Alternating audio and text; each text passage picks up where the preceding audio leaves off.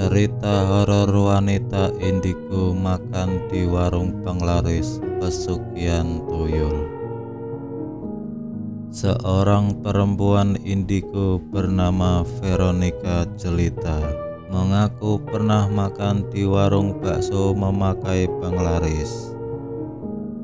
Kejadian itu dialami oleh Veronica sekitar tahun 2016 jam 3 siang.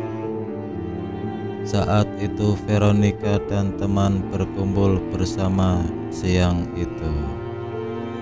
Karena mereka berkuliah di berbeda tempat, mereka selalu memanfaatkan waktu luang mereka untuk hangout bareng. Saat tengah asik mengobrol, mereka merasa lapar. Akhirnya mereka memutuskan untuk makan bakso di warung bakso yang sangat terkenal di kota itu. Menurut Vero, warung bakso tersebut memang sangat ramai, apalagi ketika hari libur. Saking ramainya bahkan mengalahkan warung-warung di sebelahnya. Tiap hari dan tiap saat selalu ramai. Apalagi kalau hari libur. Jangan harap bisa kebagian tempat dan makan bakso super besar, kata Veronica. Vero dan ketiga temannya pun sampai di warung itu dan memesan 4 bakso beserta es teh manis. Pesanan pun datang dan mereka berempat menyantap bakso tersebut dengan lahap. Tak berapa lama kejadian aneh mulai terjadi. Teman Vero, sebut saja A, tiba-tiba tersedak saat mengunyah bakso. Katanya seperti ada rambut kecil yang termakan. Namun saat dilepehkan tak ada apa-apa. Vero dan temannya pun mengira kalau itu hanya perasaannya saja. Lalu, teman Vero selanjutnya, sebut saja B, juga mengalami kejadian aneh. Ia merasa gatal di leher belakang seperti ada yang menggaruk.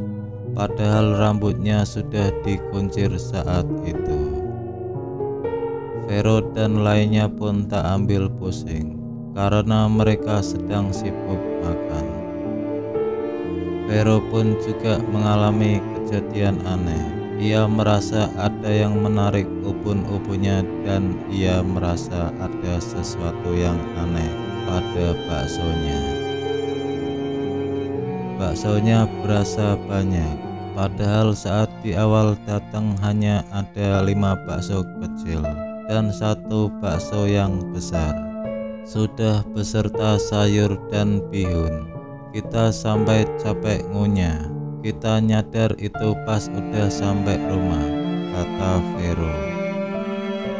Tak cukup sampai di situ.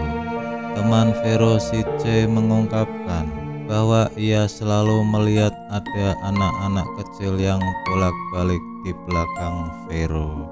Padahal di belakang Vero adalah tembok arah menuju dapur. Otomatis tak akan ada manusia yang berjalan di situ.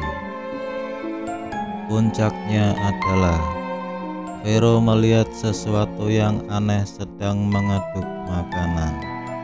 Ketika saya lagi asik makan dan nunduk sambil benerin rambut, pas mendangak dan melihat ke depan, saya ngelihat ada tuyul yang mengaduk-aduk kuah bakso di depan, ujarnya.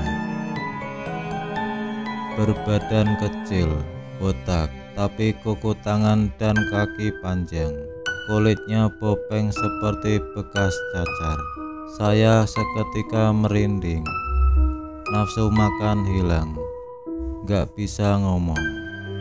Untungnya ada teman Vero yang sadar akan situasinya dan bertanya ke Vero. Namun Vero hanya bisa terdiam tanpa sepatah kata.